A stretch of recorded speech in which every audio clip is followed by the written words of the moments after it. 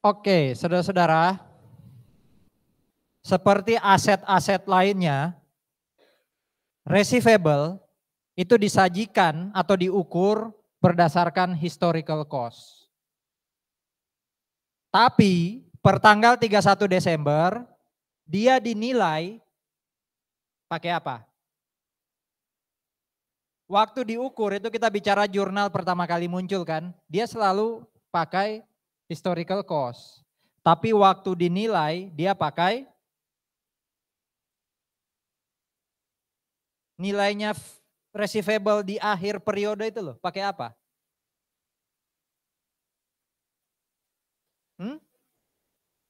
Market value, yang lain? NRV. Itu kalau receivable yang short term. Kalau yang long term? Long term dia pakai fair value level 3, yaitu kita ukur pakai present value. Ada loh catatan itu, coba dilihat rekamannya ya. Jadi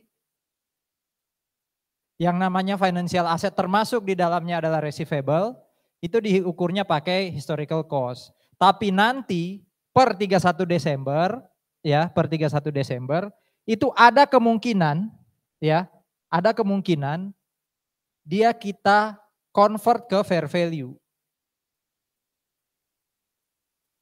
Ya, jadi secara teori sekali lagi waktu dia muncul pertama kali meminjamkan uang ke si A, nah itu AR atau NR to cash pakai historical cost.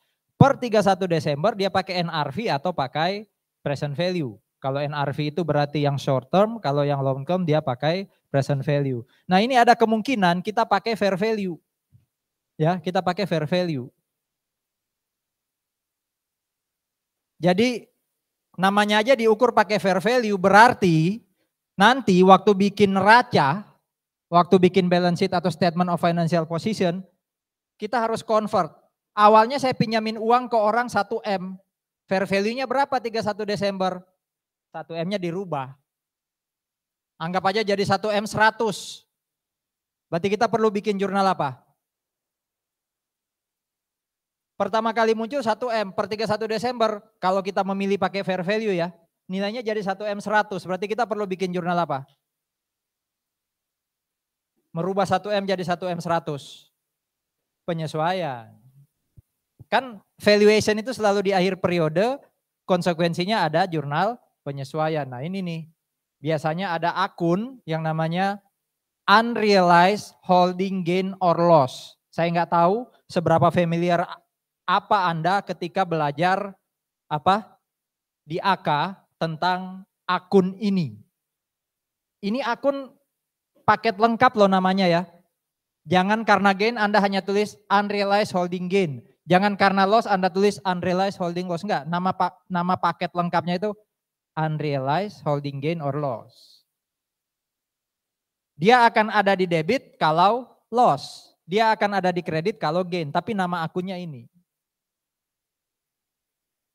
Ya, nama akunnya ini.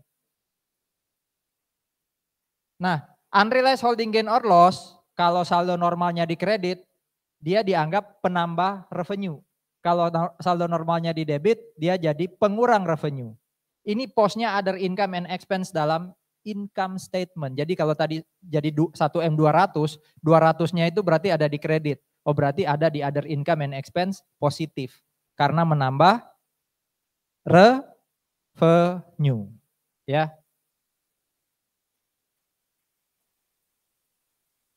Nah, karena ini fair value ini sifatnya pilihan, ya sekali memilih pakai fair value, ya tolong dong terus menerus pakai fair value. Tapi kalau tidak memilih pakai fair value ya nggak perlu ngukur, nggak perlu ngitung pakai fair value, itu intinya ya. Nah ini contohnya nih, fair value option. Ada notes receivable, fair value-nya 810. Nilai tercatatnya 620. Carrying amount-nya 620. Hati-hati ya, yang disebut carrying amount atau nilai buku ini, ya kalau itu notes receivable, dia salah satu di antara yang tadi disebutkan. Jadi carrying amount, ini contohnya kan notes ya. Tapi kalau itu accounts receivable, yang disebut carrying amount, ya atau nilai buku,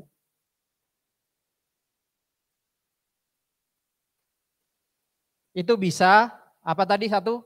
Kalau short term, NRV. Ya, ini yang,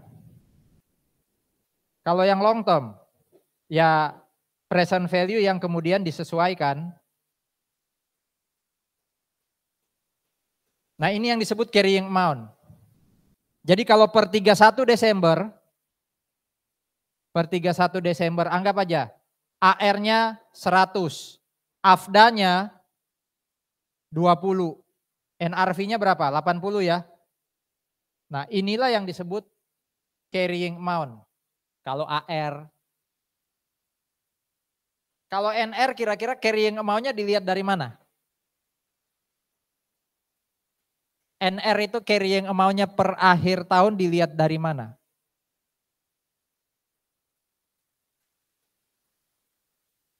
Minggu lalu memang saya ingat saya jelaskan cuma memang agak-agak injury time. Ya, tapi harusnya rekaman pertemuan sebelumnya atau rekaman pertemuan kita juga bisa dilihat di situ. Dari mana kita tahu carrying amount-nya notes receivable per 31 Desember? Atau gini deh saya tanya, waktu notes receivable pertama kali terbit itu dicatat sebesar apa? Waktu saya pertama kali minjamin uang ke orang, orang tadi ngasih saya notes. Itu saya catat sebesar apa? Kan.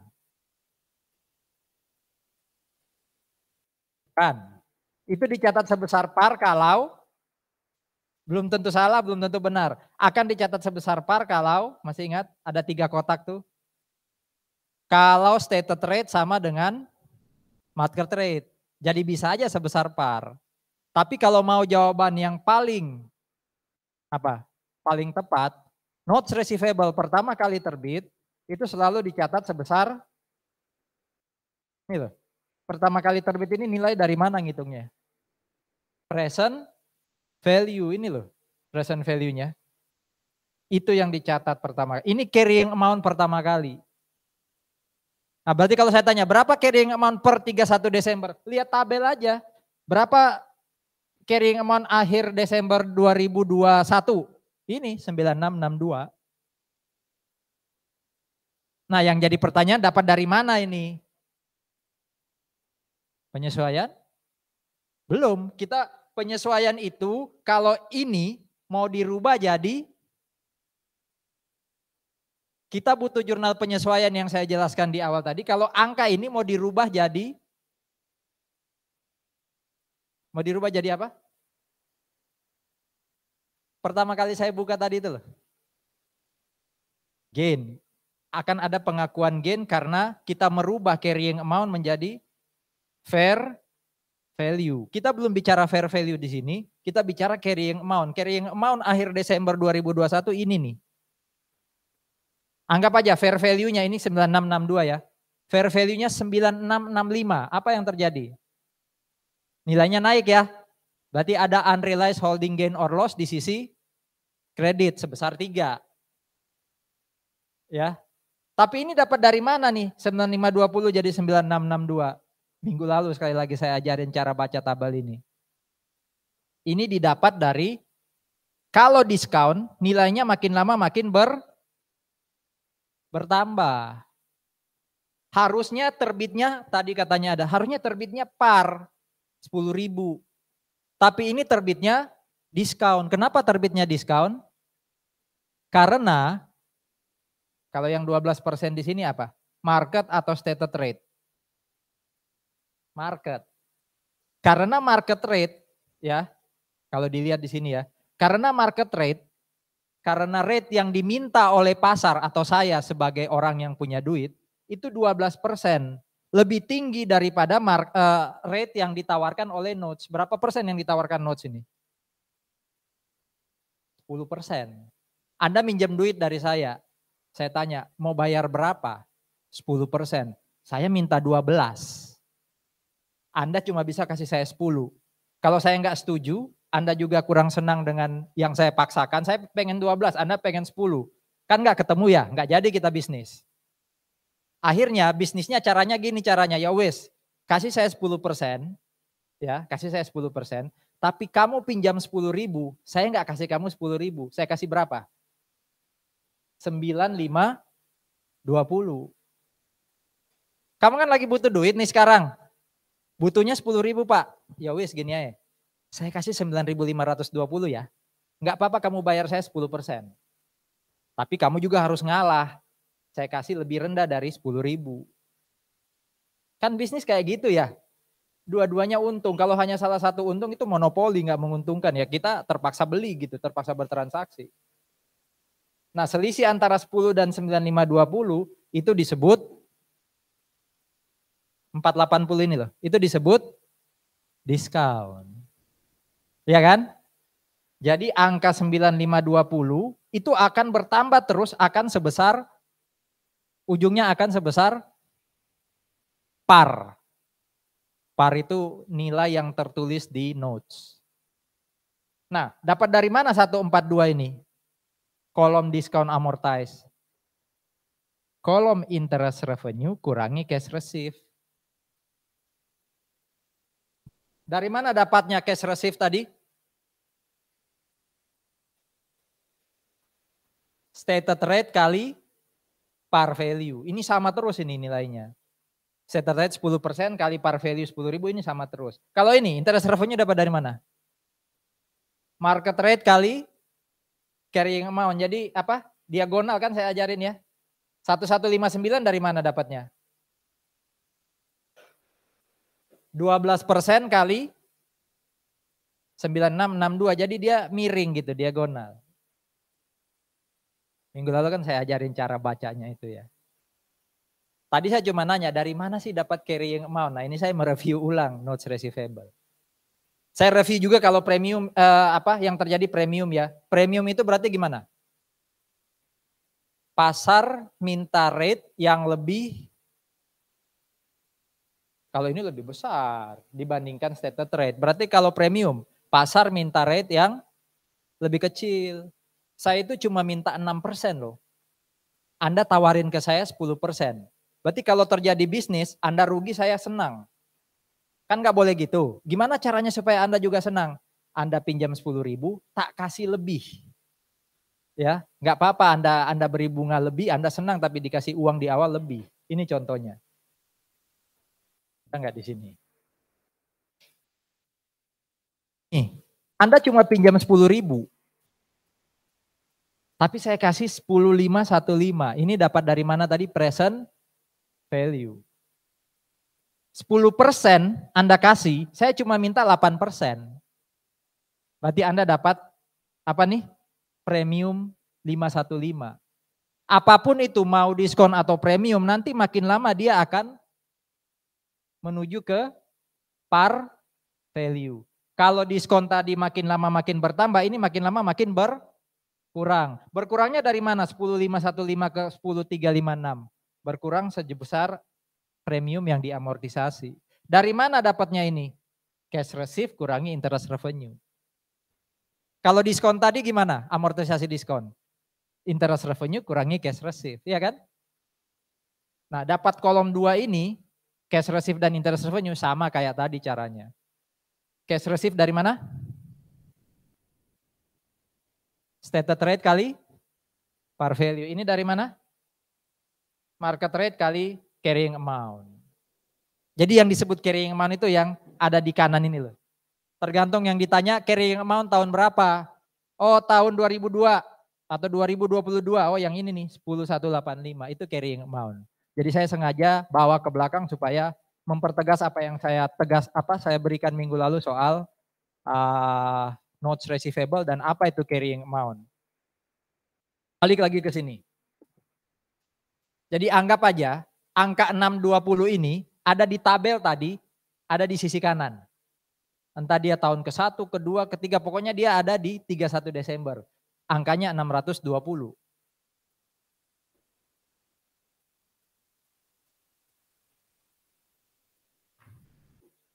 Nah, Ternyata dia memutuskan pakai fair value. Ini bukan fair value, ini carrying amount. Ya. Jadi kalau carrying amount 620, ternyata per tanggal 31 Desember 2011 nilai di pasarnya 810, berarti nilainya naik kan? Betul ya, nilainya naik. Berarti 620 harus ditambah nih. Makanya dia di debit. Nah, kreditnya namanya unrealized holding gain or loss. Dan masuk di income statement. Karena ada unrealized holding gain or loss, masuknya nggak ke income statement, tapi ke kemana? Kalau nggak nambah income, nambah apa? Ada nggak akun gain yang tidak nambah income? Ada. Itu nambah apa? Langsung nambah equity. Jadi yang di strip di sini bukan income tapi equity. Ya, nanti kita sambil belajar nanti kita ketemu. Unrealized holding gain or loss ada yang nambah income, ada yang nambah equity secara langsung. Oke, ada pertanyaan dulu?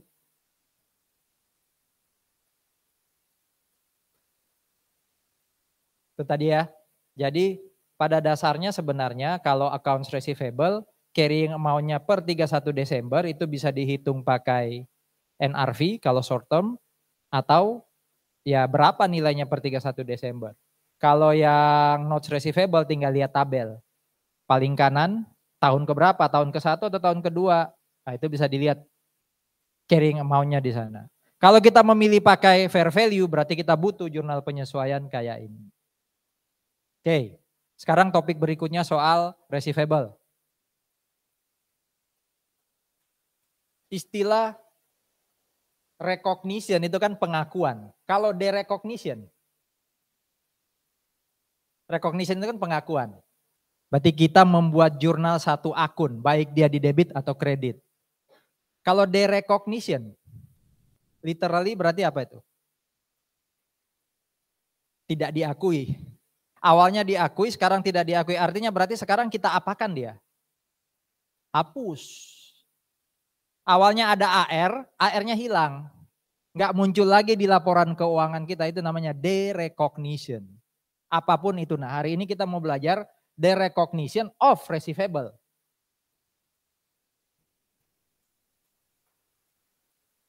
Kalau bahasa Indonesianya anjak piutang, anjak, beranjak, berpindah. Makanya di sini dikatakan kita mindahin receivable ke perusahaan lain. Kadang kita berpikir ya, yang bisa kita pindahin ke perusahaan lain itu hanya barang berwujud. Kayak inventory. Saya punya inventory nih, kalau saya jual itu berarti anjak inventory dalam tanda kutip ya. Saya pindahin inventory saya ke pembeli. Ternyata piutang juga bisa diperjualbelikan. Ya. Ada dua jenis derecognition of receivable.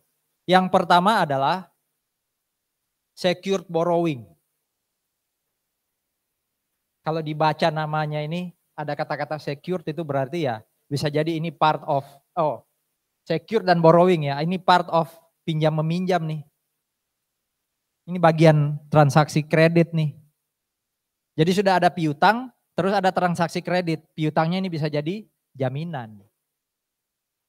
Sekali lagi kita biasanya terpikir, oh kalau pinjam ke bank jaminannya mobil, jaminannya tanah atau bangunan. Ternyata bisa menjaminkan piutang.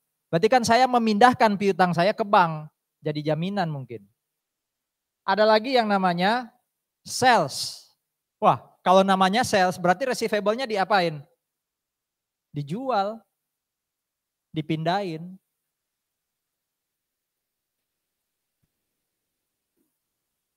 Anda kalau beli barang pakai kartu kredit, itu transaksi tunai atau transaksi kredit? Dari kacamata kita yang gesek itu loh, kita punya kartu kredit, kita gesek itu transaksi tunai atau kredit? Pakai kartu kredit. Anda punya kartu kredit, beli barang, Anda gesek. Itu transaksi tunai atau kredit? Anda kredit ke tokonya, Anda berutang ke tokonya. Ayo saya tanya, Anda berutang nggak ke tokonya waktu Anda gesek kartu kredit? Enggak, berarti transaksi apa itu? Tunai. Anda berhutangnya ke siapa? Ke bank. Itu sebenarnya sales of receivable atau anjak piutang loh. Siapa yang memindahkan piutangnya? Dan ke siapa dia pindahin? Awalnya kan Anda berpikir Anda berhutang ke toko. Berarti dia catat piutang atas nama kita ya. Nah, piutang itu kemudian dia pindahin ke siapa? Dia pindahin piutangnya ke siapa? Sehingga kita nggak bayar ke dia, kita bayar ke bank kan. Berarti toko pindahin ke bank. Sehingga buat toko itu transaksi tunai. Dia udah langsung dapat duit dari bank kok. Makanya sekarang saudara-saudara, saya nggak tahu ya, semoga bisa diterapkan juga ke angkatan-angkatan sebelumnya. Angkatan 2024 itu sudah bisa nyicil pakai kartu kredit. Kami di Petra Keuangan itu senang-senang aja kan sudah terima duit dulu. Kalau ada kasus atau sesuatu yang menimpa dengan keuangan ya bisa jadi yang nggak aman bank kan. Jadi kami mindahin piutang mahasiswa ke bank, bank yang nagih. Itu yang mau kita pelajari sekarang. Ya, the recognition of receivable. Kenapa ada ini? Biasanya sih banyaknya ini ya, banyaknya 2 kotak ini ya. Butuh dana mendesak, BU ya kan, ini BU nih. Butuh uang. Atau nagih itu, mosok sih perusahaan sebesar ini masih nagih gitu ya, ngejar-ngejar orang. Biarin aja bank yang pakai debt collector, jangan kita umpama kayak gitu ya. Kalau ini sih mungkin bisa jadi salah satu alasan ya. Maksudnya mungkin karena adanya kompetisi, saya butuh dana untuk berkompetisi. Kalau saya nunggu dana itu dibayar lewat apa? Term ya, lewat progres penagihan mungkin lama. Ya udah saya harus cepat dapat duit. Gimana caranya? Anjakan piutangnya ke tempat lain.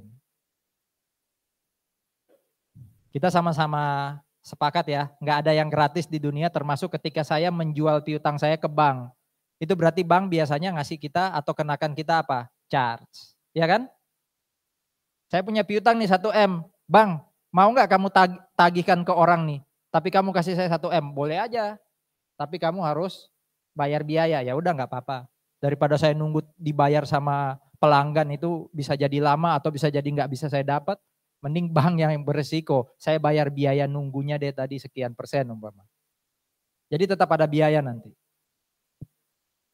Kita lihat apa katanya secured borrowing ini. Saya pinjam uang, jaminannya apa? Piutang. Jadi anggap aja ini barang namanya piutang nih. Mau saya tagih ke teman-teman yang di kiri. Sekarang saya lagi butuh uang. Yang kiri belum jatuh tempo. Saya pinjam ke kanan, pinjam duit dong. Dapatlah saya duit. Kan Anda nanya nih yang kanan. Jaminannya apa? Saya punya piutang, nih jaminan nih. Kalau saya gagal bayar, nanti Anda boleh nagih kok ke sebelah kiri ini. Ya mirip kayak menjaminkan barang. Barangnya ini sekarang namanya apa? Receivable. Tanggal 1 Maret perusahaan ini mengalihkan piutangnya 700.000 ke bank. Ya. Atas jaminan, sebagai jaminan atas note 500. Jadi sebenarnya kasusnya ini ABC pinjam 500 ke XYZ. Nah, sebagai jaminan dia kasih piutang 700.000. Artinya apa? Kalau ABC gagal bayar ke XYZ, nanti 700.000 ini jadi miliknya XYZ. Tapi kalau bisa bayar, ya 700.000 tetap jaminannya jadi haknya ABC. Nah, syarat dan ketentuannya, terms and conditionnya ngomong gini, ABC tetap terus bisa nagih AR-nya kok. Ya. Jadi kalau saya jadi ABC tadi, saya pinjam ke bank XYZ, saya dapat 500 dari yang kanan nih. 700.000-nya itu memang sudah saya jaminkan ke bank, tapi 700.000 itu masih terus bisa saya tagih. Ya, masih bisa terus saya tagih dari yang kiri. Nah, ini ada charge 1%. Ya, ada charge 1%.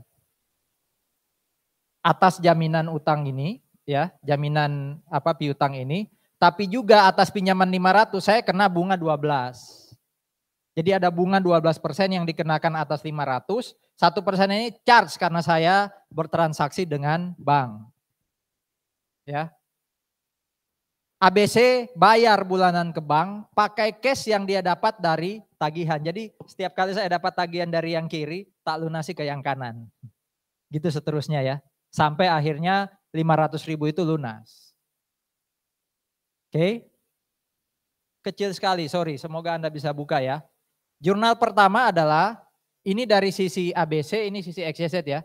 Jurnal pertamanya ABC itu, dia punya notes payable, hutang ke bank 500. Tapi cash yang dia dapat cuma 493 karena dia dipotong berapa tadi? 1%. Hati-hati 1%-nya ini dari apa? Dari 700. Sehingga dia cuma dapat berapa tuh? 493. Ya, 493. Sebaliknya, bank tadi hanya keluarin uang 493, 7.000-nya itu jadi revenue. Kalau 7.000-nya buat ABC itu expense. Oke. Jurnal pertama waktu terjadi transaksi, ada pertanyaan? AR-nya hapus enggak? Waktu pertama kali pinjam duit. ABC menghapus AR-nya enggak? Enggak ya. Tapi sudah setuju, itu jadi jaminan. Jadi dalam secured borrowing, AR itu sebenarnya tidak hapus, tidak pindah. Itu hanya jadi jaminan.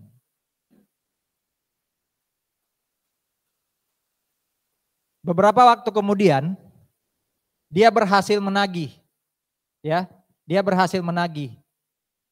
Jadi AR-nya senilai 454 itu berhasil ditagih ke pelanggannya. Tadi piutang dia berapa? 700 kan? Dia bisa nagih 454.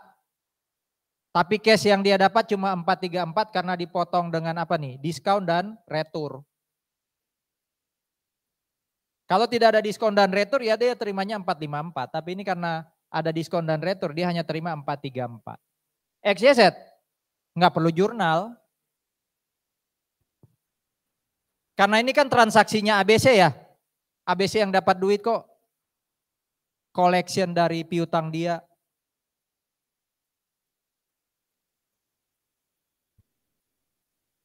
Ketiga ini jurnal apa? Baris ketiga ini jurnal apa? Halo? Baris ketiga itu jurnal apa?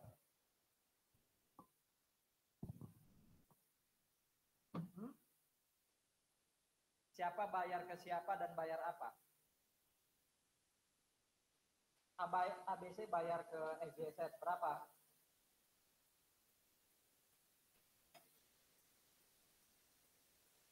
Melunasi hutangnya ke XYZ.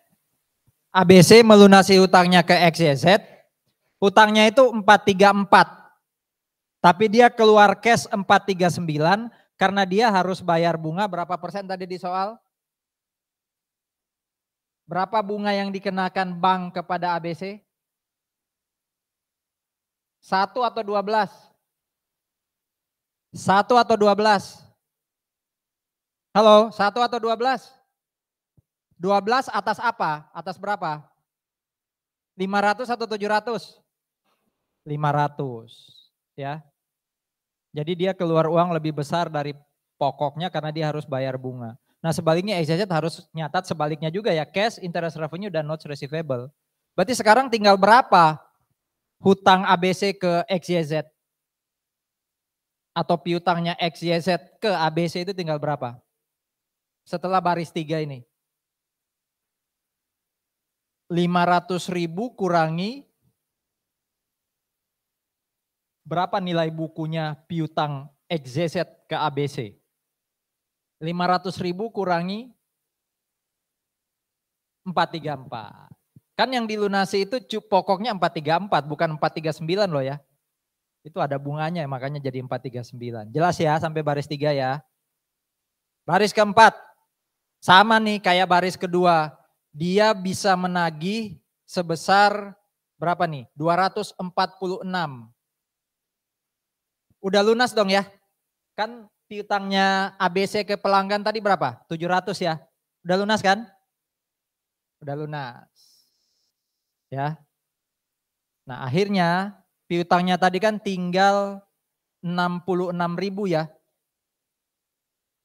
Betul ya, 66.000 kan piutangnya tadi. Udah dilunasi di bawah ini. Kayak itu secured borrowing.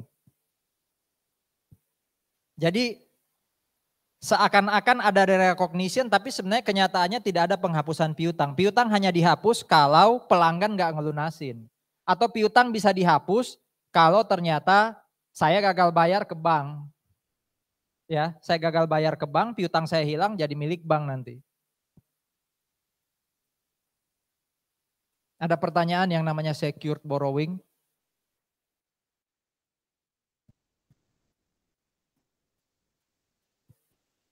Oke, bagaimana dengan sales of receivable? Ini ada lagi ya? Lagi ya? Finance company memberikan AR-nya kepada bank, ya. Jadi pinjamnya 300, tapi piutangnya 500 dijaminkan, mirip kayak tadi lah. Dia bisa terus nagih AR-nya, ya. Ada finance charge 2% dari AR, ada bunga atas notes yang 300 itu 10%. Ya. Berapa sih yang akan dia jurnal apa sih yang harus dibuat untuk penagihan ini? Ini adalah jurnal yang pertama kali muncul ketika dia pinjam 300.000 ya ke bank. Dia pinjamnya 300 tapi hanya dapat 290 karena kena charge 1% dari berapa? 2% dari berapa? 2% ini kenanya atas nominal berapa? 500 atau 300? 500. Makanya di sini ketemu 10.000. Ya.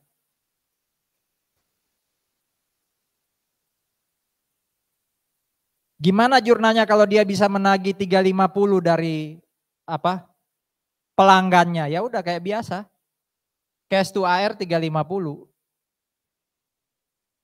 Ini bisa lebih kecil cashnya kalau ada diskon, ada retur, ini kan nggak ada ya. Lebih gampang dari soal yang pertama tadi. Terus jurnalnya gimana ketika dia melunasi hutangnya kepada bank? Ya sudah, notes payable yang ini dihapus. Kena bunga berapa persen tadi? Bunga atas notes 10%. 10% kali 300. Ya, 10% kali 300. Tapi bukan 30.000, hanya 7.500 karena hanya 3 bulan kalau nggak salah kasusnya tadi. Dia sudah bisa lunasin. Oke, sekali lagi secured borrowing, clear ya. Sekarang sales of receivable.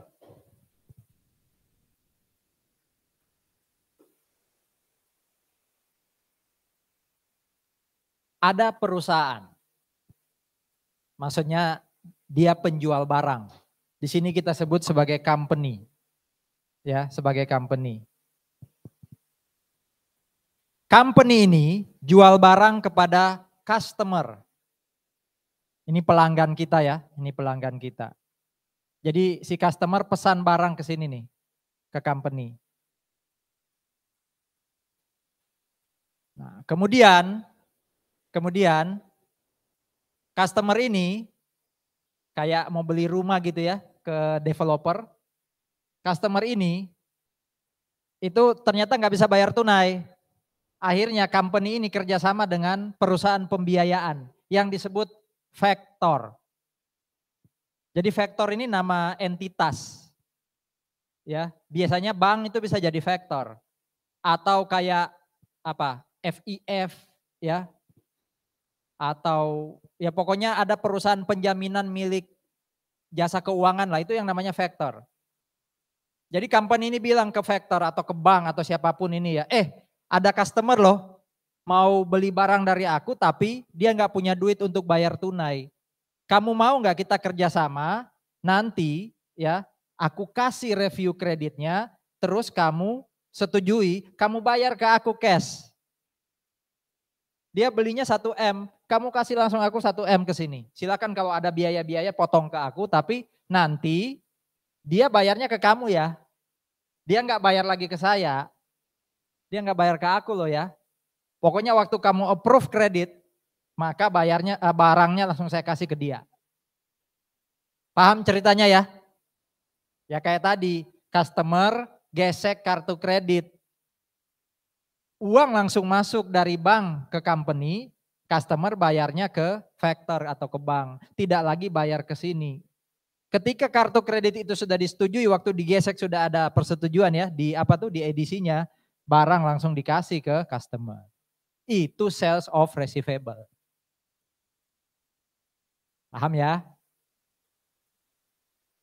Nah, ada dua jenis sales of receivable. Ada kasusnya kayak gini nih. Kalau customer gagal bayar dan company tidak ditagih apapun oleh factor, jadi memang benar-benar resiko gagal bayarnya customer itu ada di factor atau di bank, maka itu yang disebut tanpa jaminan, tanpa garansi. Wis benar-benar pokoknya kalau customer ini gagal bayar, itu tanggungannya factor semuanya. Tapi ada yang kayak gini nih. Customer gagal bayar, company harus tetap bertanggung jawab.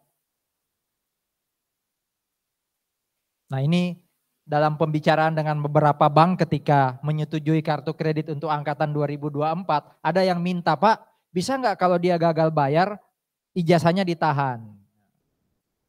Ya kalau kayak gitu kan berarti oke.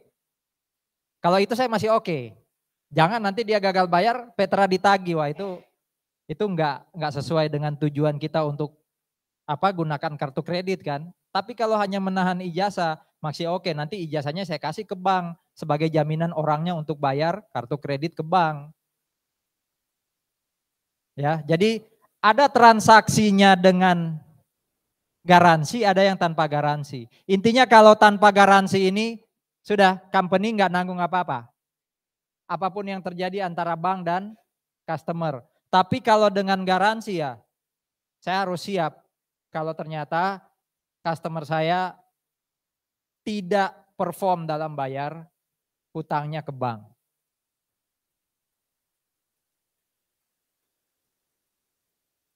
Jadi yang nanggung resiko penagihannya ini adalah factor. Saudara-saudara, jangan salah ya. Kata-kata pembeli di sini adalah factor. Yang membeli piutang. Yang menjual kan company ya. Company ini penjual piutang, ini pembeli piutang. Berarti dalam without garansi, itu yang nanggung adalah factor. Ini benar-benar penjualan piutang, ya kan? Benar-benar penjualan piutang, karena apapun yang terjadi dengan customer, company udah nggak nanggung. Jadi benar-benar piutangnya udah pindah. Ya. Nah ini, tolong diperhatikan. Ada akun khusus namanya due from factor. Due from factor. Ini akun baru, tapi sebenarnya substansinya ini untuk mengantisipasi kalau ada diskon, retur. Coba Anda bayangin dulu ya. Coba Anda bayangin. Waktu customer transaksi dengan company, mungkin nggak muncul 2/10 N/30? Mungkin nggak? Apa sih itu 2/10 N/30? Yang lebih rinci, diskon kayak apa itu namanya? Ada 2 jenis diskon toh minggu lalu. Kalau diskonnya itu untuk transaksi kredit namanya apa? Cash discount atau sales discount. Kalau yang tunai justru yang trade discount. Mungkin nggak kalau gambarnya kayak gini, masih ada 2/10 N/30. Masih mungkin. Masih mungkin. Nah bagaimana, apa yang terjadi kalau customer, kan 2/10 N/30 janjiannya dengan company. Ternyata dia bayar dalam 10 hari. Dengan bank ini kan sebenarnya perjanjian company dengan bank. Dia kan nggak tahu menau ya. Tapi dia bayar dalam 10 hari atau kurang dari 10 hari. Berhak nggak dia atas 2%? Berhak. Yang bayar siapa ke dia? Bank atau company? 2%-nya itu ditanggung siapa? Bank atau company? Kita nggak bicara garansi atau tanpa garansi ya. Siapa yang harusnya bayar ke customer atau nanggung tadi ke customer kalau ternyata customer bayar dalam masa diskon? Factor atau company? Atau saya ganti pertanyaannya. Mungkin nggak customer ini ada retur? Mungkin kan? Kalau ada retur, berarti kan piutangnya berkurang ya? 100 jadi tinggal 98. Pertanyaan saya, siapa yang nanggung returnya? Penjual, company, atau bank, factor?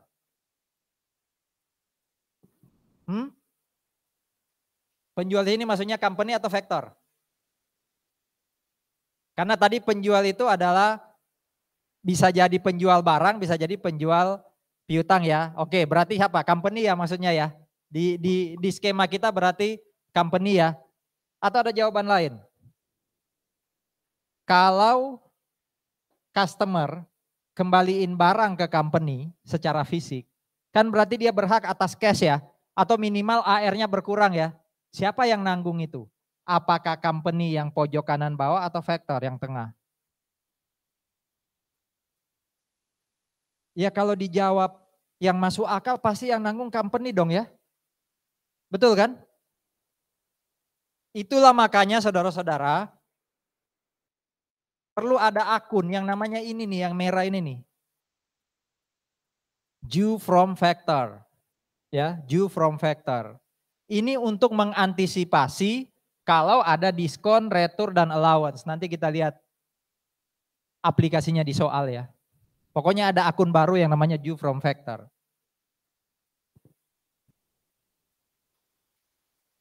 Crash Textiles itu mindain AR-nya 500.000 ke commercial factor. Jadi nama faktornya itu commercial factor. Oh ya, nama asingnya ini, nama bahasa Inggrisnya ini transaksi namanya factoring. Factoring. Factoring atau apa itu bahasa Indonesianya adalah anjak piutang ya, yang tadi saya bilang ya. Jadi Crash Textiles melakukan factoring dengan commercial factor. Dasarnya adalah non garanti atau without garanti atau without recourse. Itu istilahnya sama. Commercial factor,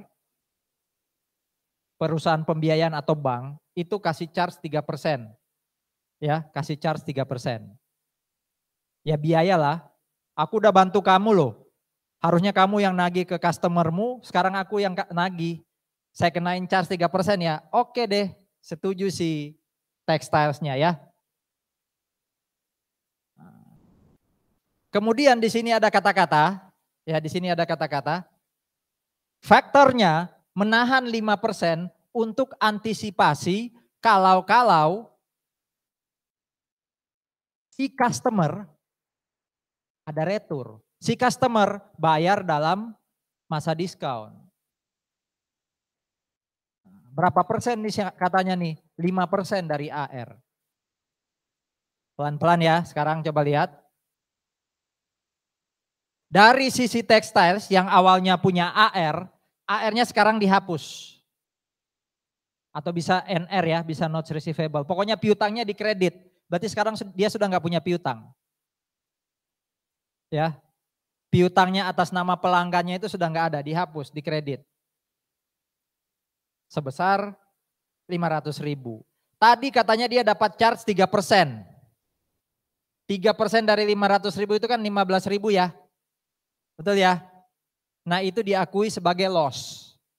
Tuh, makanya di sini tadi katanya ada penjual mencatat loss on sale. Itu dihitung dari finance charge terhadap nilai AR. Finance charge kita 3%, AR-nya 500, berarti loss-nya 15.000. Kalau yang ini harusnya jelas. Kalau yang ini juga harusnya jelas. Tapi ada pertanyaan dulu, loss on sale hitungnya dari mana? Konsepnya kayak apa? Clear ya? Oke. Sekarang gini, sekali lagi ya. Di sini dikatakan commercial factor juga nahan uang 5%. 5% itu dipakai untuk jaga-jaga kalau customernya si textiles nagih retur. Barangnya dibalikin ke textiles, ya, kemudian dia berhak atas cash. Nah, duitnya itu ditaruh dulu di factor. Jadi 5% dari 500.000, yaitu 25.000, itu duitnya ada di sini nih, di factor. Tapi textiles bisa dapat duitnya ketika, kapan? Textiles ini bisa dapat duit maksimal 25.000 ini kapan?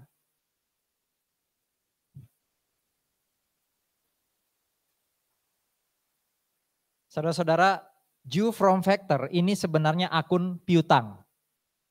Ini akun piutang. Berarti ada piutang 25.000 yang dicatat Crash Textiles. Berarti ini piutangnya ke siapa? Ini kan piutang ke pelanggan yang dihapus ya. Kalau yang 25.000 ini piutang atas nama siapa? Halo? Due from factor yang 25.000 di kasus kita ini itu sebenarnya piutang atas nama siapa?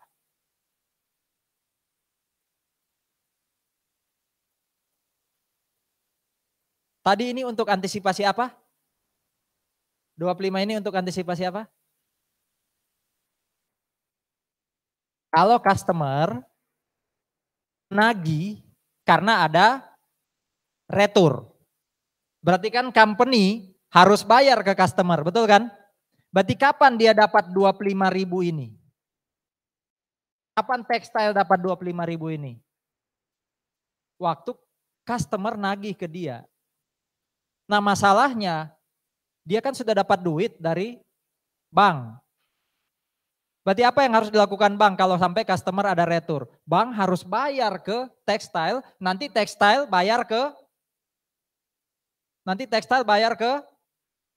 customer.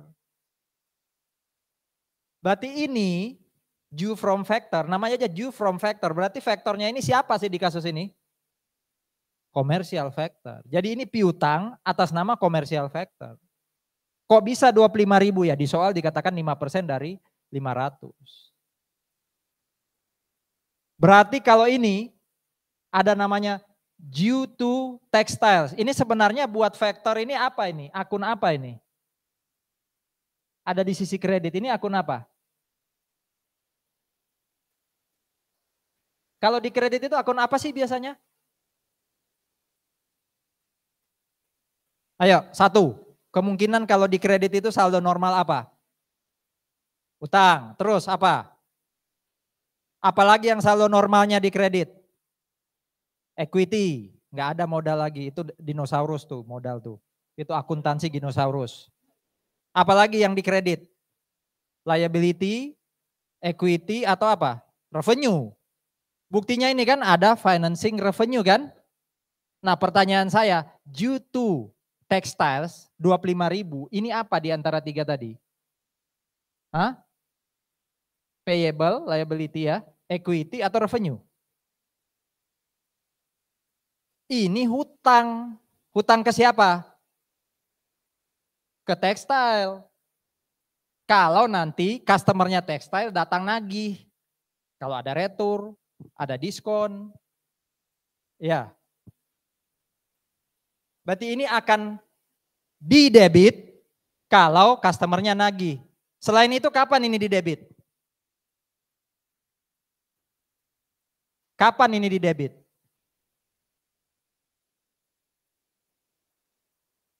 Kalau customer udah habis, udah expired, ya jatah nagihnya. Dia retur pun udah nggak boleh diganti umpama kan ada kontrak biasanya. Kalau sudah 30 hari kamu retur nggak saya ganti loh duitnya. Ya udah ini didebit sama commercial factor. Ya. Oke, intinya adalah kalau terjadi anjak piutang, maka dari sisi company itu yang ini, yang kanan, jurnalnya adalah 1, AR-nya di kredit, itu menandakan AR-nya sudah lepas ke factor. 2, ada loss, loss-nya itu sebesar finance charge. 3, ada due from factor, itu adalah untuk menahan uang kalau customer datang nagih. Itu piutang sebenarnya. Nah sisanya cash, dia dapat cash. Kita pakai contoh deh, bagaimana kalau kemudian ada customer nagih. Ya, bayar dalam masa diskon. Langsung habisin aja 25.000. Gimana jurnalnya Crash Textile, gimana jurnalnya Commercial Factor? Ada customernya Crash Textile dapat retur 25.000 atau dapat diskon 25.000. Berarti gimana? Apa yang dilakukan Commercial Factor terhadap textile? Ini nanti akan bayar 25.000 ke customer. Supaya dia bisa bayar 25.000, dia harus dapat duit dulu kan? Berarti ini harus mengkredit cash. Berapa? 25.000. Kalau ini mendebit cash, berapa? 25.000. Ya kan? Ini kasih duit, dia laporkan, ada customer loh, retur loh. Ya wes, saya kirim 25.000 ke kamu ya. Oke. Nah ini ketika mengkredit cash, apa yang dia debit?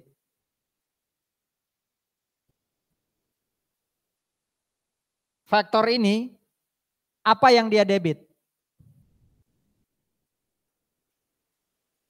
Tak tunggu ya, sampai ada jawaban ya. Nah itu, utangnya habis. Ya. Due to Crash Textile. Kalau ini, due from factor. Utangnya habis, piutangnya habis. Itu kasusnya kalau ada customer yang dapat retur, dapat diskon. Gimana kalau customernya udah nggak berhak dapat retur atau diskon? Ini kan harus dihapus juga ya. Hutangnya harus didebit, due to Crash Textile, ini harus dikredit due from factor. Ya, sebesar 25, ini sebesar 25. Ini apa kreditnya, ini apa debitnya? Coba dianalisis. Itu ilmu baru, tapi coba analisis pakai ilmu baru. Kalau yang kiri, yang tengah ya, itu kan jurnal mengakui pembayarannya company ke customer. Bagaimana kalau yang bawah, customer-nya ternyata sudah nggak boleh lagi, sudah nggak berhak lagi dapat uang kalau dia retur. Itu sudah lewat. Apakah di factor tetap ada di dukung Crash Textile, di Crash Textile tetap ada di dukung factor? Jurnalnya itu kayak yang bawah, tapi dia berkreditnya atas. Apakah cashnya kembali ke textile? Kalau cashnya itu kembali ke textile, jurnalnya sama kayak atas dong, ya kan? Kalau nggak kembali ke textile, apa dong kreditnya textile? Apa kreditnya textile?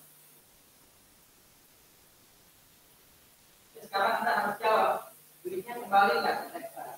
Kalau customer sudah nggak bisa lagi ngasih.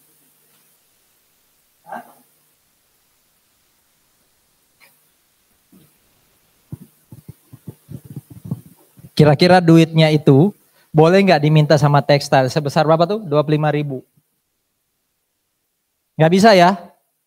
Nggak bisa. Berarti apa dong yang dicatat oleh tekstil? Apa? Apa? Harusnya tadi ada piutang kan, sebesar ini. Dia nggak bisa dapat piutangnya. Dihapus tapi dia nggak bisa dapat cash. Berarti itu namanya apa? Ada aset yang nggak bisa menghasilkan cash, itu namanya apa? Kalau ini berarti apa? Gain atau revenue kan? Betul ya? Jadi sebenarnya kalau kasusnya itu pelanggan nggak bisa nagih, pelanggan nggak boleh retur lagi, berarti si Crash Textile total loss-nya berapa? 25 tambah 15, 40.000. Ya. Dia hanya dapat uang pokoknya 460. Clear? Ya mungkin belum clear tapi coba dilatih terus. Ada pertanyaan dulu? Sales tanpa garansi, itu artinya semua jadi tanggung jawabnya factor. Anda jangan kemudian nanya ya, Pak, terus 25.000 itu kan kayak si tekstil ini masih tanggung jawab. Enggak, bukan gitu maksudnya. Tetap nanti yang bayar tekstil ya kepada customer, tapi itu tetap jadi haknya factor uangnya. Berarti kalau customer nggak nagih, ya sudah factor untung, dapat duit tambahan. Itu loh. Kalau tidak ada, kita ke with guarantee. Ya. Dengan jaminan. Artinya apa tadi? Kalau customernya kalau di sisi kiri bawah tadi siapa? Iya, customernya tidak mampu bayar, berarti company yang harus tanggung jawab. Risikonya masih ada di company kalau customer gagal bayar.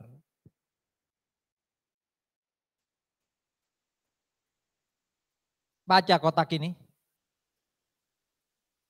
Kalau baca kotak ini, Anda bisa simpulkan apa sebenarnya? Sales with guarantee itu sama dengan atau mirip dengan yang pertama kali tadi apa?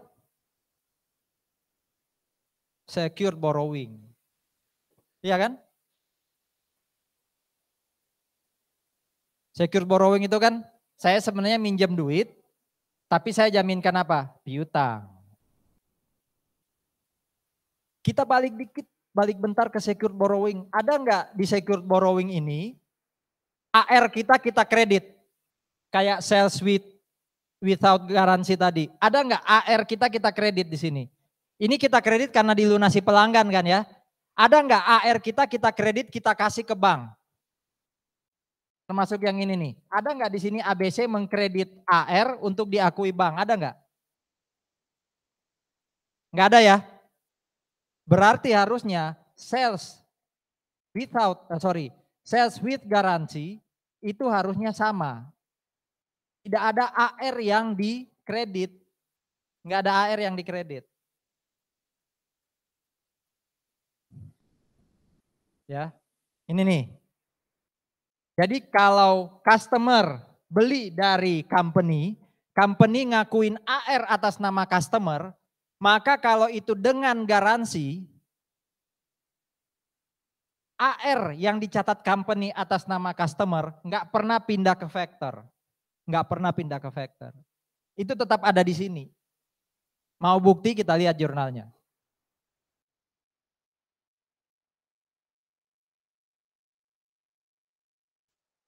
25 dan 15, tahu tadi dapatnya dari mana ya? 15 ini kan berapa? 1% atau 2% dari AR. Kalau 25.000 ini berapa persen tadi? 5% dari AR. Ini udah jelas ya? Oke. Apa bedanya sekarang jurnalnya without dan with garansi dari sisi textiles? Coba perhatikan, apa bedanya? Yang tadi without garansi, di sisi kreditnya textiles, kita menghapus AR. Sekarang yang muncul apa? Yang muncul hutang ya. Yang muncul hutang. Kalau tadi kan yang kita kredit itu AR. Ini enggak, yang kita kredit adalah hutang.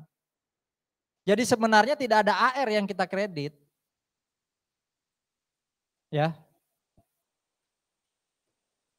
Betul ya, bedanya itu ya. Kalau dari sisi komersial factor, ada bedanya enggak? Baik yang without dan with garansi. Ada bedanya enggak? Ada apa enggak? Enggak ada? Yakin? Saya bilang ada bedanya. Coba cari tahu apa bedanya. Siapa yang bisa menjawab? Ada bedanya. Apa bedanya jurnalnya with garansi commercial factor antara with garansi dengan without garansi?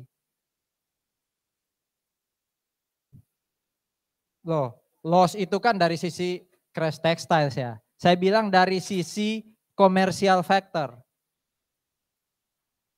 Tadi betul, ini kan kalau dari si textile itu loss, ini finance charge. Tapi dua-duanya sama yaitu pengurang ya, other income and expense. Nah sekarang dari factor sekarang, apa bedanya antara without dengan with garansi? Yang bisa jawab?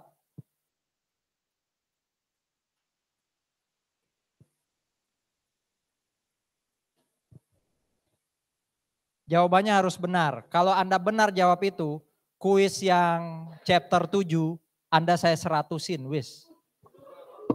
Tapi harus benar. Ya. Kalau salah, ya ini challenge. Saya potong 50.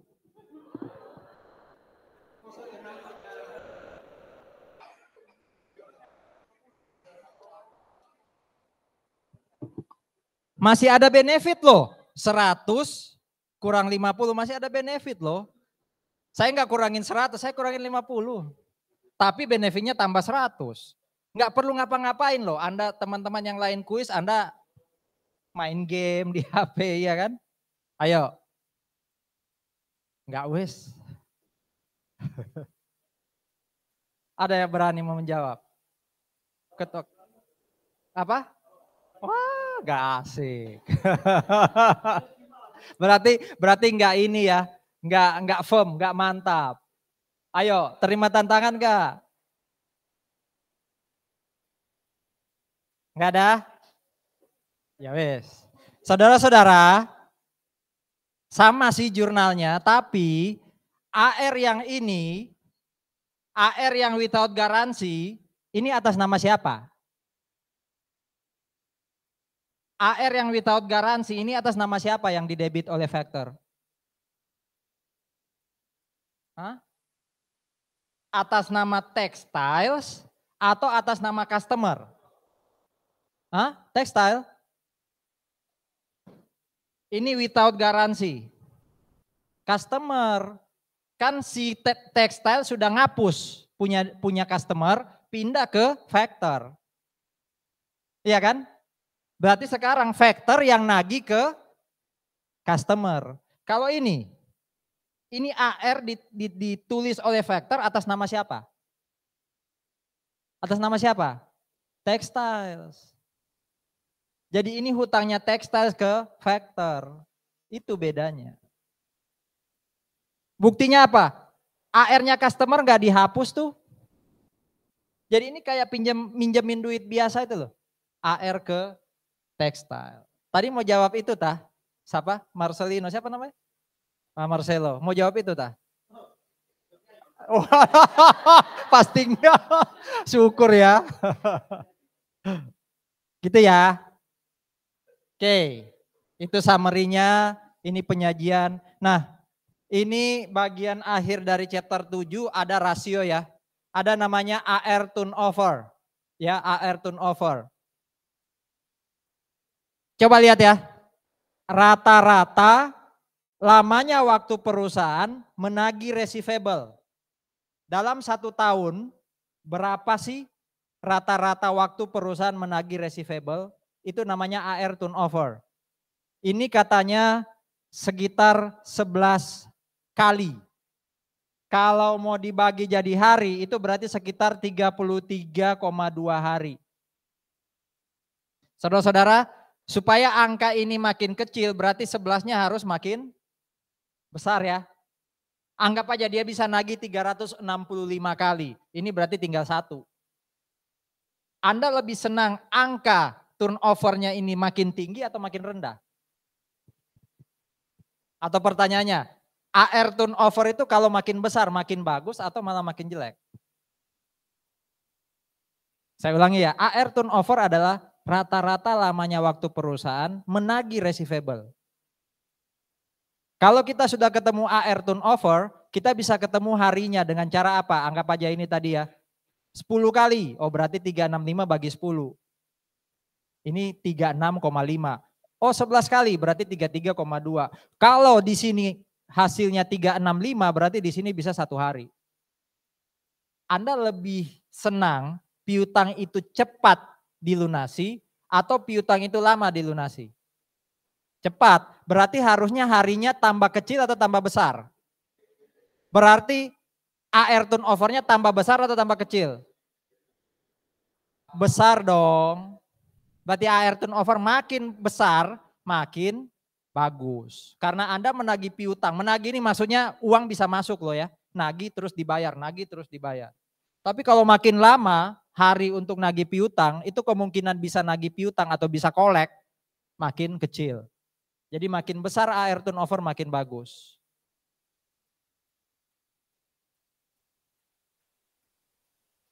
Gini deh, petty cash tidak saya ujikan ya. Petty cash itu biar jadi masalahnya akuntansi keuangan lah. Petty cash ada di AK ya, iya kan? PA ada nggak ya petty cash? Hah? Ada ya, berarti sudah ahli lah ya, ngapain menguji yang ahli itu menggarami lautan gitu ya. Jadi silakan break dulu, habis itu kita masuk chapter 8 atau nggak perlu break? 5 menit ya.